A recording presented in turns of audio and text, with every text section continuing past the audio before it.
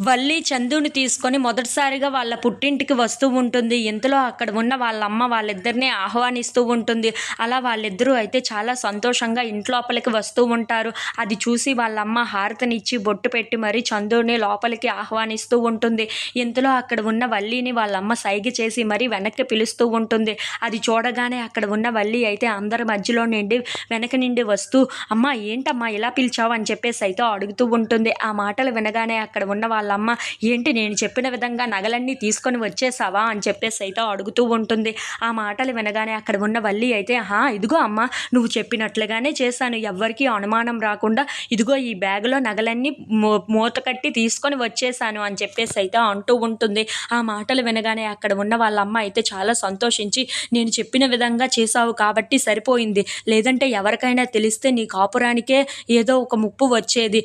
నేను ఎలాగో ఒకలా తిమ్మిని చేసి నీకు పెళ్ళైతే జరిపించేశాను. కానీ ఆ తర్వాత నీ కాపురం చెడిపోకుండా, నీ అత్తమామలకి, ఇంట్లో ఉన్న వాళ్ళకి ఎవరికీ అనుమానం రాకుండా చూసుకోవాల్సిన బాధ్యత నీకే.